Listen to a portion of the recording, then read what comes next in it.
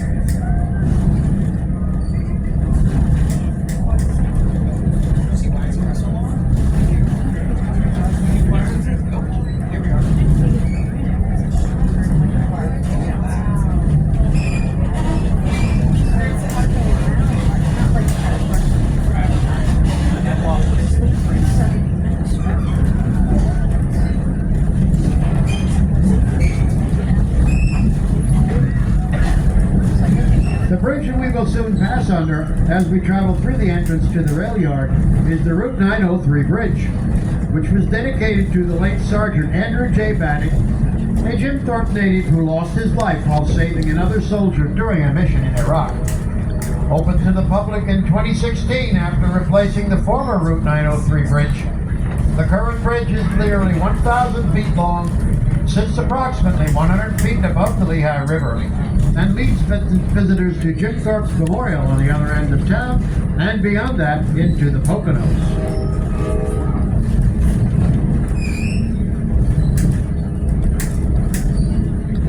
As we pass through the Jim Thorpe rail yard, you will see our turntable to the left of the train. This turntable is used during our popular steam train excursions to turn the steam locomotive to face the opposite direction.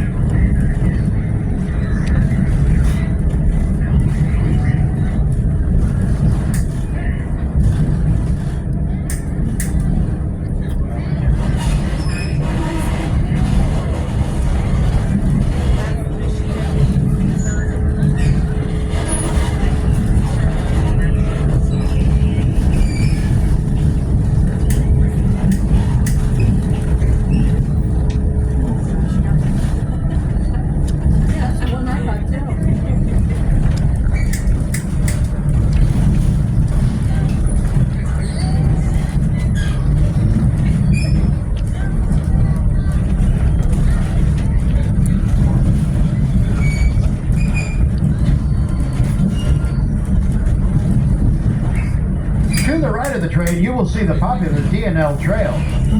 This hiking and biking trail, created by the Delaware and Lehigh National Heritage Corridor, runs 165 miles from the city of Wilkes-Barre to Bristol, PA.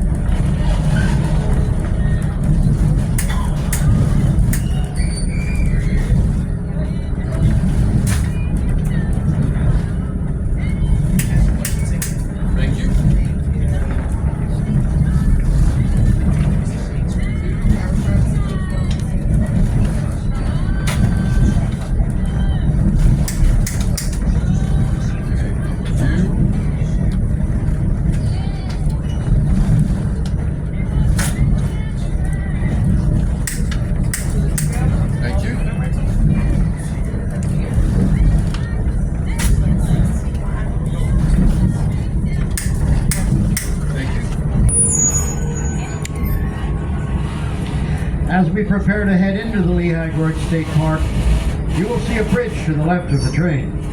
This bridge, which connects Reading and Northern's Reading and Lehigh divisions, was constructed by the railroad to expedite moves between Reading and Scranton. It officially opened for rail service on February the 4th, 2020.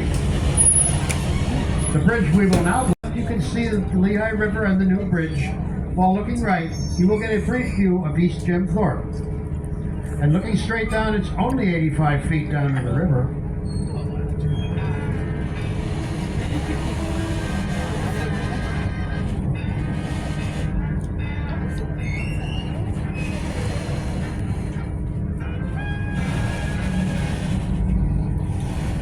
The next bridge we will pass through is the Coalport Bridge, which spans the former Lehigh Valley Railroad, once owned by Asa Packer. It crosses over what is now the Reading and Northern's Lehigh Branch and the Norfolk Southern Railway's Lehigh Line. Very close clearance on both sides of this bridge, so please keep heads, hands, and everything else inside the windows.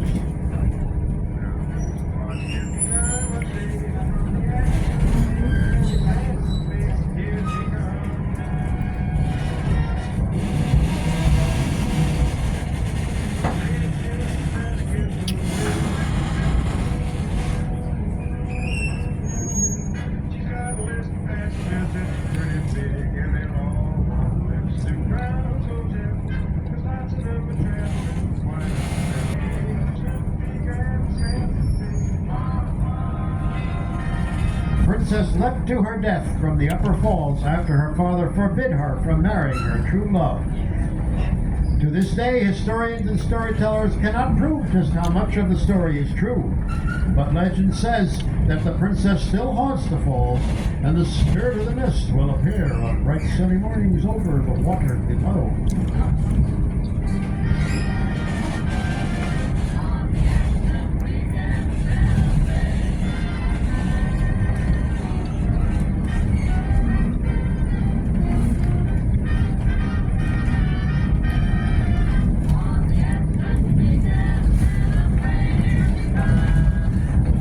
As we crossed the Lehigh River for a second time, the site to the right of the train at the hard bend in the river was the location of the former Hotel Juanita.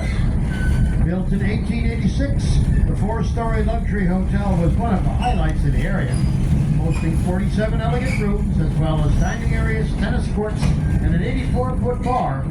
Guests of the hotel were able to take in the sights along the Lehigh River and Glenanoco while also enjoying horse and carriage rides. In its heyday, the hotel boasted year-round tenants as well as notable guests. However, in 1911, a fast-moving brush fire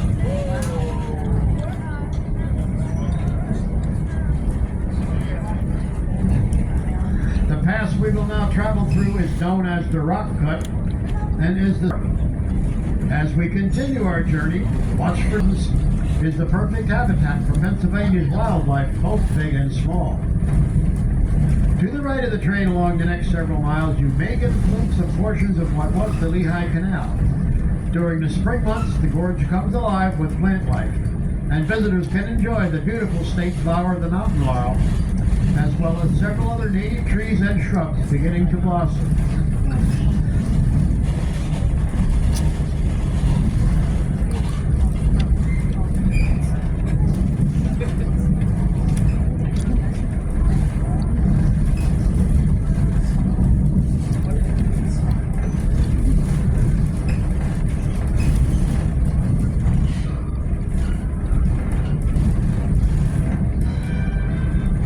Jersey Central railroads ran side by side at the same grade or level.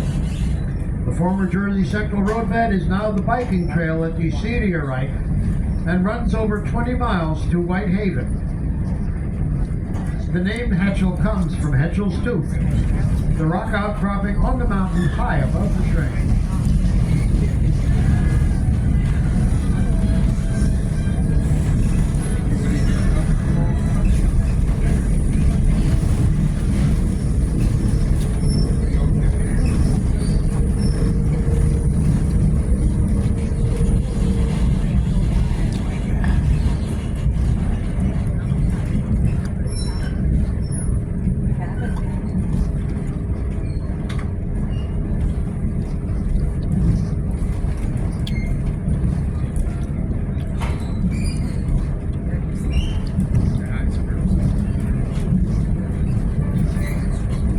River on the right side of the train is a popular adventure for thousands of visitors each year. The river flows 109 miles into the Delaware River and is known for its numerous class